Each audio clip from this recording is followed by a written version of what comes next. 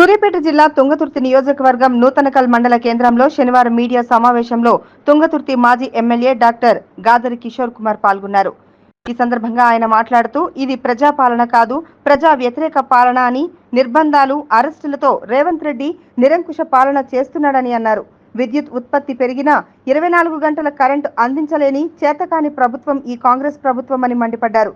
ప్రస్తుత కరువు నేపథ్యంలో కాళేశ్వరం ద్వారా నీళ్లు అందించే అవకాశం ఉన్నా కూడా ఈ దద్దమ్మ ప్రభుత్వం పట్టించుకోవడం లేదని, కాపర్ డ్యాం కట్టి కరువు ప్రాంతాలకు నీళ్లు ఇవ్వొచ్చని ఇంజనీర్లు చెబుతున్నా కూడా కాంగ్రెస్ ప్రభుత్వం పెడచెవిన పెడుతుందని అన్నారు. రైతు బంధు లేదు, బోనస్ లేదు, 15,000 రైతు భరోసా లేదని అన్నారు. రైతులను నట్టేట ముంచిందన్నారు.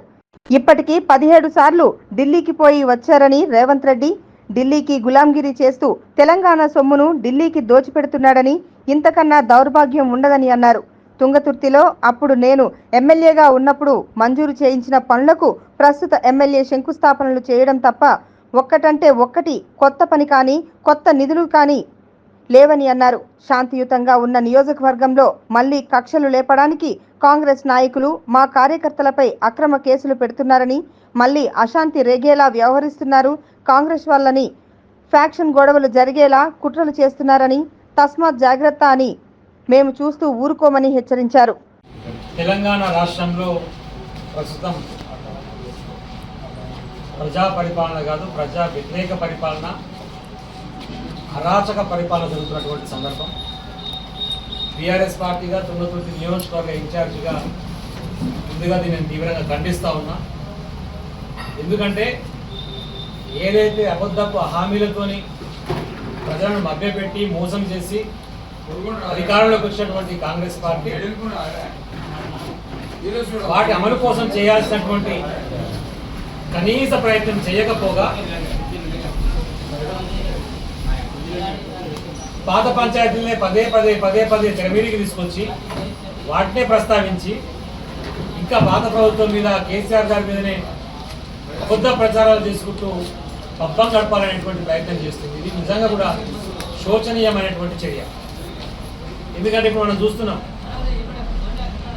2023 ఎన్నికలు అయ్యేంత వరకు కేసీఆర్ గారి ప్రభుత్వం, బీఆర్ఎస్ పార్టీ ప్రభుత్వం 24 గంటల కరెంట్ ఎట్లా ఇయ్యగలిగింది. ఇప్పుడున్నటువంటి కాంగ్రెస్ పార్టీ ఈ అబద్ధాల రేవంత్ రెడ్డి ప్రభుత్వం ఎందుకు ఇవ్వలేకపోతుందనేది మాత్రమే చిన్న అంశం గుర్తుపెట్టుకోవాలి. అప్పుడు ఎందుకు సాధ్యమైంది, ఇప్పుడు ఎందుకు సాధ్యం కాదు.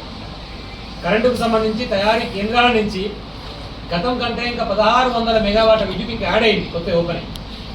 యాదాద్రిలో కూడా ఒక 800 వరకు స్టార్ట్ అయ్యడానికి రెడీగా ఉన్నది, ప్రారంభించి చెక్ చేస్తున్నారు ప్రయోగాలు. గతం కంటే వసతులు పెరిగిన తర్వాత, కరెంటు తయారీ పెరిగిన తర్వాత 24 గంటలు ఇవ్వగలిగే అవకాశం ఉండి ఇవ్వకపోవడానికి కారణం ఏంటంటే ప్రజల మీద ఉన్నటువంటి వ్యతిరేకత, కుట్ర ప్రజల మీద. కాళేశ్వరం నీళ్ళు ఇవ్వడానికి ఇప్పుడు అవకాశం ఉన్నది, కాలం కావట్లేదు.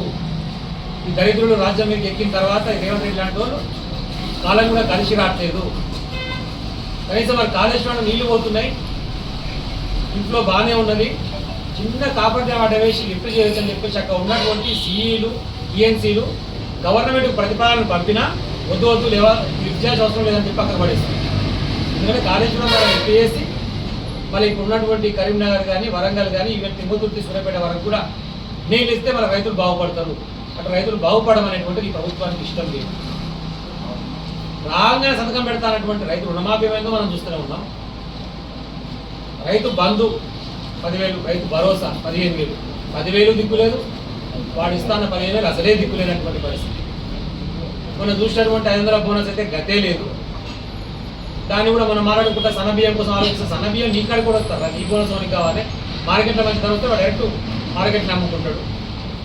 అంటే ఏ పని చూసినా రైతులకు సంబంధించినటువంటి ఎరువులు కానీ గతంలో పెట్టిన వాళ్ళ చెప్పులు వరుస పెట్టి లాఠీ చార్జ్ చేసేటువంటి ప్రయత్నం. ఇంకా రైతాంగం పట్ల చేయాల్సినటువంటి ఒక్క చర్యలు చేపట్టకపోగా విఫలమైనటువంటి ప్రభుత్వం దాని నుంచి తప్పించుకున్నందుకు దేవుళ్ళ మీద ఒట్టు పెట్టి 15 ఆగస్టు వరకు అది చేస్తా ఇది చేస్తా అని చెప్పేసి నమ్మబలికి ఇప్పుడు కూడా పొద్దుగాల లేస్తే ఏ నిర్ణయం జరగాలన్నా ఇప్పుడు ఢిల్లీకి 17 సార్లు పోయాడు ఢిల్లీకి. ఇప్పుడు ఆయన కాన్స్టిట్యున్సీకి 7 సార్లు పోలేదు రేవంత్ రెడ్డి, ఆయన నియోజకవర్గానికి 7 సార్లు పోలేదు ఇప్పటికి. కానీ ఢిల్లీ మాత్రం 17 సార్లు పోయింది. ఒత్తుకొని చెప్పారు గతంలో కేసీఆర్ గారు. ఢిల్లీలో ఉన్నటువంటి నాయకత్వానికి గులాంగిరి చేయాల్సి వస్తుంది, అడ్మినిస్ట్రేషన్ నడవదు, ప్రజల పట్ల అవగాహన ఉండదు, పథకాల పట్ల అవగాహన ఉండదు, ఇవి సాధ్యం కావు, సజావుగా సాగుతున్నటువంటి ప్రభుత్వాన్ని నిలకడగా నిలబెడితే ప్రజలకు మీకు బాగుంటుందని చెప్తే ఆ రోజు అర్థం కాలేదు.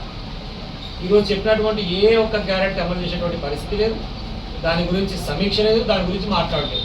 మొన్న ఎంపీ ఎన్నికలు అయిపోయినాయి, 1000 కోట్ల శిస్తు కట్టిండు కేంద్రంలో అలా పార్టీ. మళ్ళీ ఇప్పుడు 3 రాష్ట్రాల ఎన్నికలు వస్తున్నాయి, మళ్ళీ దానికి ఏమి ఇస్తావు పంపి అని చెప్పేసి మళ్ళీ స్టార్ట్ చేసారు. వాళ్ళు మంత్రులు కూర్చొని మాట్లాడుతున్న మాట ఏంటంటే అడ్మినిస్ట్రేషన్ విఫలమవుతున్నాం, దీని గురించి ఆలోచించాలంటే నేను ఎడికేలా ఆలోచించాలన్నా కొద్దిగా లేస్తే పైసలు అని చెప్పేసి అనేది ప్రజలు పెడితే వాళ్ళకి ప్రజలు పంపడే సరిపోయి నాకు దీనికి అధికారం మీద ఈ ఉన్నటువంటి అడ్మినిస్ట్రేషన్ మీద అసలు నేను కనీసం కాన్సన్ట్రేషన్ చేసేటువంటి పరిస్థితి లేదు అని చెప్పేసి స్వయాన ముఖ్యమంత్రి చెప్పుకునేటువంటి ఒక దౌర్భాగ్యంలో ఈరోజు తెలంగాణ ప్రభుత్వం నడుస్తున్నది.